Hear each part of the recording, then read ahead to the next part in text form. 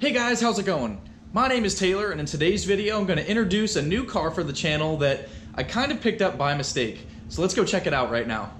So before I show you guys the car, I'll give you a little background story. I previewed some stuff on the online auction the other day, and then I went out to go check out some cars that I'd seen online, and then from across the lot, a couple hundred yards away, I see this car, and I thought, oh man, this thing is pretty nice. And I decided, I'm gonna go look at it. So I go look at it, and within probably 20 seconds, I completely wrote the car off because it was just a wreck. I mean, just one of the most brutalized cars I had ever seen. And I thought, that thing's just way too far gone.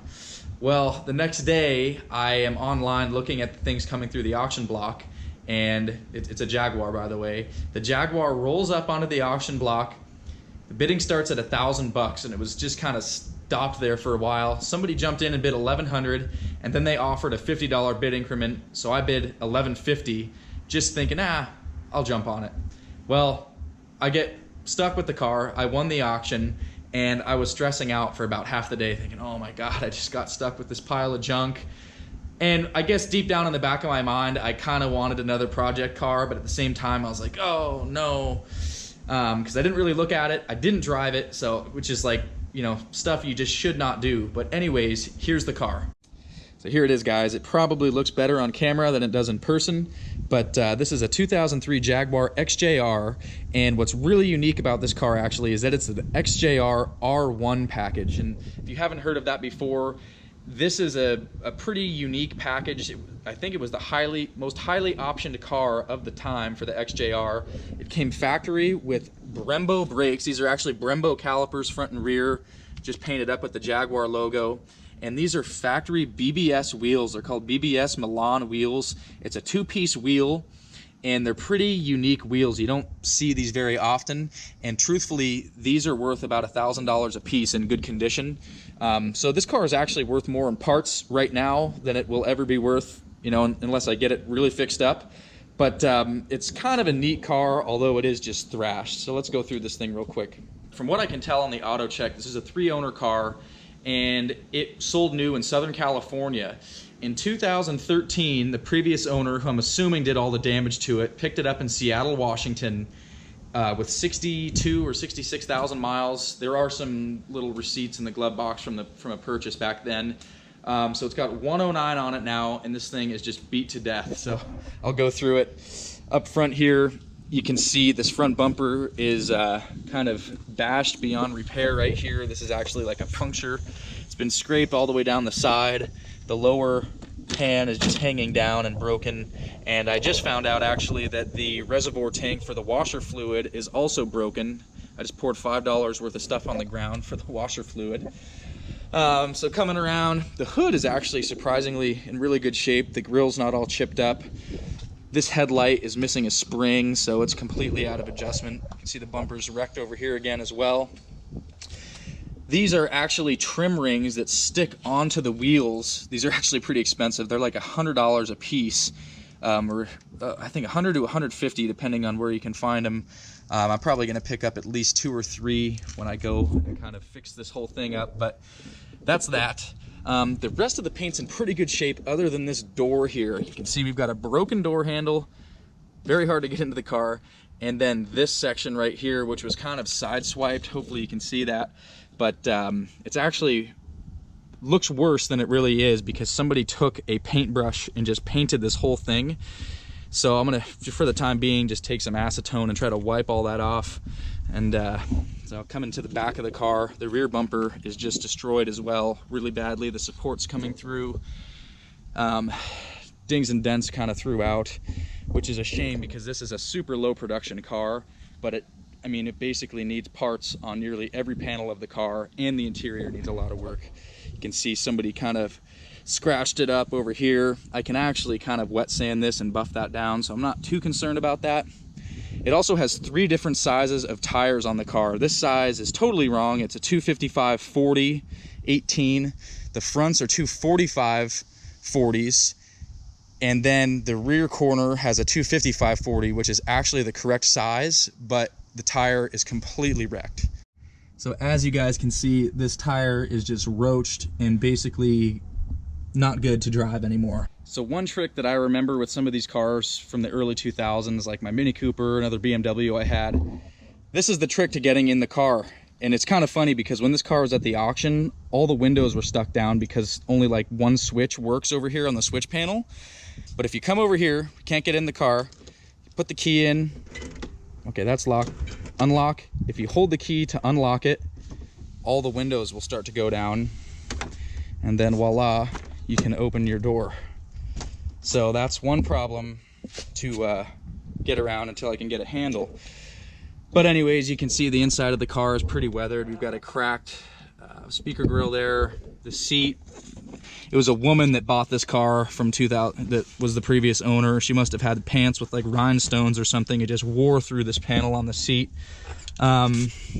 Surprisingly, the original carpets underneath are in pretty good shape in the front, although in the back they are completely destroyed from bleach or something leaking down there. So this car is going to need a lot of work, but it's all there for the most part. Got some original owner's manuals back there. The seats are just filthy. And then, unfortunately, this car is also going to need a headliner.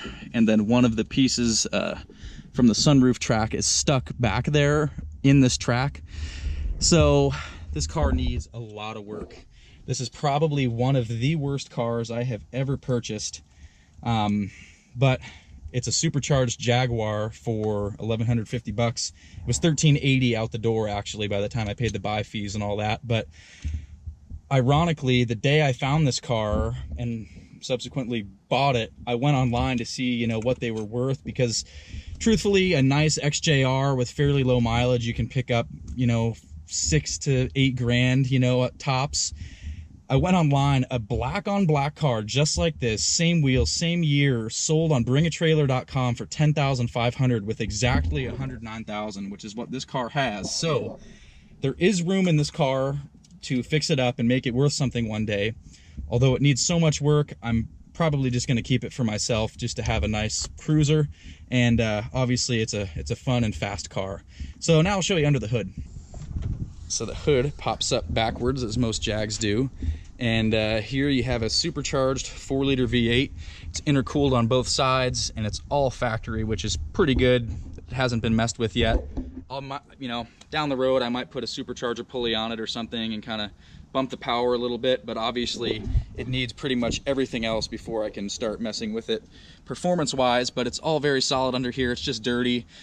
The valve covers do seem to leak a little bit, but the gaskets are readily available, and you can pull these covers off pretty easily. This intake comes off over here on the other side, and you can pull that valve cover off. And surprisingly with this car, the only light that's on in the whole thing is actually just the washer fluid light. I, of course, kind of got lucky mechanically on this one, and didn't have to really screw around with too much stuff mechanically to get this car going. It runs and drives really well, actually. The AC blows cold, all the power locks work. As you saw, all the power windows work. I just need to work on the switches. But anyways, let's go take this car for a ride real quick and show you what this thing's all about. You know what's funny is this car is so beat up and so terrible looking from almost every angle with all this damage, but sitting here in the car feels pretty good. The steering wheel's in really good shape. It doesn't have a whole lot of major cracking in the wood package and the wood shift knob. None of the wood on the dash is too messed up, and the leather wrapped portion of the dash is all in really good shape. So at least when you're sitting in the car, it feels like a decent car, even though every other angle doesn't. One other unfortunate thing is somebody broke the handle off of the glove box door, and instead of simply just looking in there to figure out how to open it, they opted to just jam a screwdriver through here and just completely ruin the glove box door. So I have a plan for all this stuff, which I'll tell you about here in a little bit, but first let's go for a test drive. So as you can see, fires right up. We're almost out of fuel in this thing. Actually, yeah, it's like totally empty. I should go fill up. But yeah, radio works too. That's pretty good. So anyways, you can see washer fluid low. That's the only warning light other than the actual fuel light being on. So mechanically, I got lucky for sure. All right, so let's pull out in this thing. And for those of you who probably already thought of this, seeing that bald tire back there, you can probably guess which tire wants to burn on this thing when you roll down on the throttle.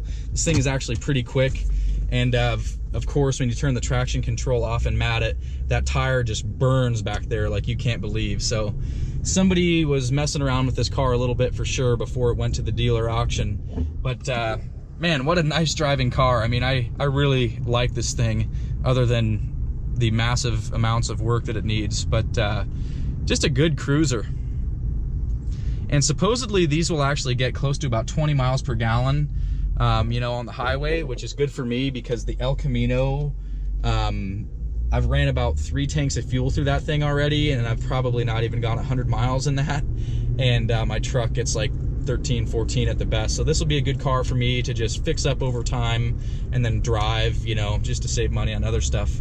This thing will probably pay for itself, you know, for the little bit that I have into it, just in the savings of fuel from driving my other cars day to day.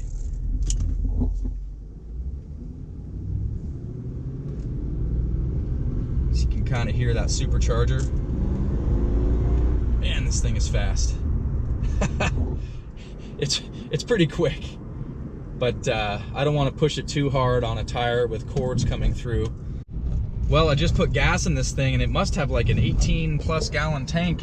As you can see, it's full now, but yeah, it took like 17.5 gallons. I was pretty surprised. I figured it probably only had a 15 or 16 gallon tank, but pretty good capacity there for sure. But anyways, we're cruising along now, and I'm enjoying the car. I think it's pretty cool. I don't know, let me know what you think in the comments. It's just a cool cruiser looking out over this hood with all those contours, big Jaguar emblem up there. Just a pretty neat car. So anyways, enough talking. I've got the traction control off, as you can see, and we're gonna go ahead and do a quick pull on this thing and see just how quick this thing will get rolling here. I'm just gonna slow down real quick.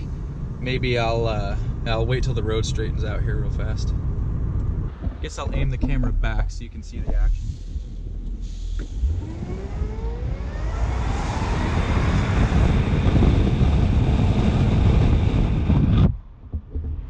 Hopefully there wasn't too much wind noise, but you can see that thing takes off pretty quick. We actually didn't even break the tire loose that time. It's probably good, actually, considering it probably is ready to pop at any moment. So I'm gonna get this thing home, and then I'll give you the game plan on what we're gonna do with this project car. Yeah, it's definitely a cool looking car. I just really like this thing. So definitely gonna get it fixed up for sure. To some people, it's probably not a project that's worthwhile, but I do want to save this car, given that it is that R1 package. I can't even find one for sale in the United States right now. That's how rare this particular package is. So I don't want to part it out. I know it's probably worth more in parts at the end of the day, as most older European cars seem to be. You can buy the whole car cheap, but if you want to replace 1 or 2 parts, they're always very expensive, especially given that this is supercharged. I think the supercharger alone is probably worth about $2 grand, and then obviously the wheels, you know, they're not perfect, but I'm sure whoever needed a set of those and couldn't find them would be willing to pay quite a bit. But anyways, so given that all the parts seem to be so expensive, and this car literally probably needs about 40 pieces, whether it's plastic pieces, little body pieces, door handles, the trunk's missing the spare tire, half the tools are missing. I have actually decided to probably buy a parts car for this, and I've had my eye on some stuff at Copart. There's a couple of cars that are actually running and driving vehicles. Primarily, I'm just looking at the XJ6s and 8s. The XJR is going to be a little more of a premium, even as a Copart car, just because it's the highest trim level. So with any luck, I'm going to find an XJ8. I found one down in California, and basically it's a black on black car. Looks really pretty straight. Maybe I can take a door if the paint matches, switch the door out so I don't have to go to the body shop, and then obviously basically take most of the interior out of the car, put it in this one along with the damaged bumpers and all the other little bits that it needs. So my goal, and I'm going to say it now, but I want to try to be in this car 3,000 or less to get it, you know, fixed up and cosmetically looking good and respectable. And then, you know, if I decide to put more power into it down the road, we can always do that, but those things always get pretty expensive. But this project, I want to keep it under 3,000. We're going to get a project or a parts car for this project car, swap all the pieces over and then see what we're looking like when we're done. So with all that said, that is going to do it for today's video, and I really hope that you guys enjoyed it. Tune back in soon to see this XJR come back to life and, you know, be restored to its former glory. It almost seems like a crime to me that somebody can take a car that had a nearly $80,000 MSRP when new and then just treat it like absolute garbage. But that's just people, right? So we're gonna fix this thing up, and you're gonna see that here coming real soon. As always, guys, if you enjoyed this video, please give it a big thumbs up for me and subscribe to my channel if you'd like to see more automotive content like this. I'm looking forward to seeing you guys next video.